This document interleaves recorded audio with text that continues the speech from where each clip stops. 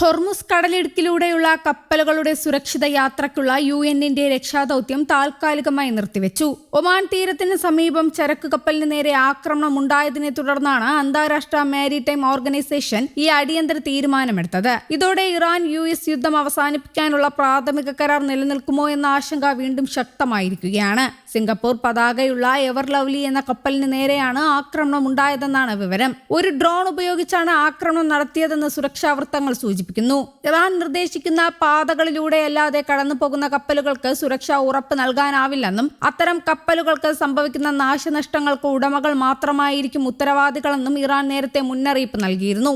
ഫെബ്രുവരി അവസാനം ആരംഭിച്ച യുദ്ധത്തെ തുടർന്ന് മാസങ്ങളായി ഹോർമുസ് കടലിടുക്കിൽ കുടുങ്ങിക്കിടന്ന നൂറുകണക്കിന് കപ്പലുകളെയും ആയിരക്കണക്കിന് നാവികരെയും സുരക്ഷിതമായി പുറത്തെത്തിക്കാനുള്ള നടപടികളാണ് UN നേതൃത്വത്തിൽ നടന്നുവന്നത്. എന്നാൽ ആക്രമണത്തെ തുടർന്ന് കപ്പലുകളുടെ സുരക്ഷ ഉറപ്പാക്കുന്നതിനായി രക്ഷാദൌത്യം താൽക്കാലികമായി നിർത്തിവെക്കുകയാണെന്ന് IMO സെക്രട്ടറി ജനറൽ ആർസേനിയോ ഡൊമിംഗുവസ് പ്രസ്താവനയിൽ അറിയിച്ചു.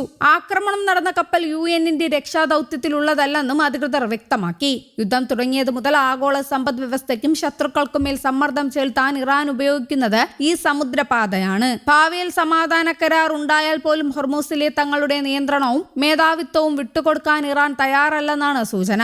ലോകത്തെ ആകെ അസംസ്കൃത എണ്ണയുടെയും പ്രകൃതിവാതകത്തിന്റെയും 20% കടന്നു പോകുന്ന അതീവ പ്രാധാന്യമുള്ള പാതയാണിത്. ഏറ്റവും വീതി കുറഞ്ഞ ഭാഗത്ത് ഇതിന് വെറും 30 കിലോമീറ്റർ മാത്രമാണ് വിസ്തീർണമുള്ളത്. നിലവിൽ ഇറാന്റെ തീരത്തോട് ചേർന്നുള്ള പാത മാത്രമാണ് ഇറാൻ അംഗീകരിച്ചിട്ടുള്ളത്. ആക്രമണ വാർത്ത പുറത്തു വന്നതോടെ ആഗോള എണ്ണവിലയിൽ നേരിയ വർധനവ് രേഖപ്പെടുത്തിയിട്ടുണ്ട്. നവംബറിൽ നടക്കുന്ന US ഇടക്കാല തെരഞ്ഞെടുപ്പിന് മുന്നോടിയായി ഈ യുദ്ധം ഡൊണാൾഡ് ട്രംപ് ഭരണകൂടത്തിന് വലിയ രാഷ്ട്രീയ വെല്ലുവിളിയാണ് ഉയർത്തുന്നത്. ഇറാനുമായുള്ള വെടിനിർത്തൽ കരാറിനെ ചൊല്ലി വൻ വിമർശനങ്ങളാണ് ട്രംപിനെ നേരിടേണ്ടി വരുന്നത്.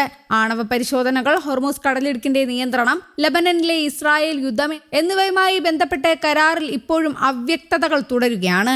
ഇറാനുമായുള്ള കരാർ പാളിയാൽ അമേരിക്ക വീണ്ടും സൈനിക നടപടികളിലേക്ക് നീങ്ങിയേക്കുമെന്ന് പ്രസിഡന്റ് ട്രംപ് നേരത്തെ മുന്നറിയിപ്പ് നൽകിയിരുന്നു. അതേസമയം മുൻകൂർ അനുമതിയില്ലാതെ ഹോർമുസ് കടലിടുക്കിലൂടെ കപ്പലുകൾ കടന്നു പോകരുതെന്ന് മുന്നറിയിപ്പുമായി ഇറാന്റെ റവല്യൂഷണറി ഗാർഡ്സ്. നിർദ്ദേശം ലംഘിക്കുന്ന കപ്പലുകൾക്കെതിരെ കർശന നടപടി ഉണ്ടാകുമെന്നും അന്താരാഷ്ട്ര സമുദ്ര സംഘടനയുമായി ചേർന്ന് തയ്യാറാക്കിയ പുതിയ കപ്പൽ ചാലിനെ ഇറാൻ ശക്തമായി വിമർശിക്കുന്നതായും IRGC പ്രസ്താവനയിൽ അറിയിച്ചു.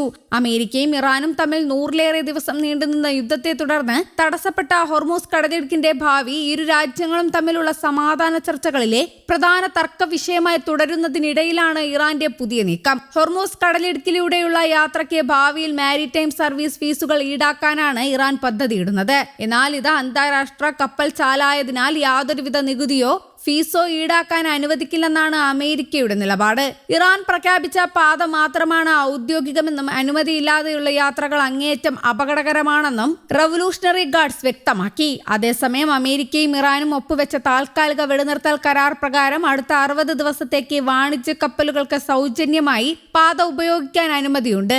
എന്നാൽ ഇതിനുശേഷമുള്ള കാര്യങ്ങളിൽ വ്യക്തതയില്ല. കടലിടുക്കിന്റെ മേൽനോട്ടവുമായി ബന്ധപ്പെട്ട ചെലവുകൾ ഈടാക്കുന്നതിനെ കുറിച്ച് പഠിക്കാൻ ഇറാനും ഒമാനും കഴിഞ്ഞ ദിവസം തീരുമാനിച്ചിരുന്നു. എന്നാൽ ഹോർമുസ് കടലിടുക്കിൽ യാതൊരുവിധ നികുതിയും ഫീസും അംഗീകരിക്കില്ലെന്ന് ഗൾഫ് രാജ്യങ്ങൾ സന്ദർശിക്കുന്ന US വിദേശകാര്യ സെക്രട്ടറി മാർക്കോ റൂബിയോ വ്യക്തമാക്കി. News desk, Kerala Kaumudi.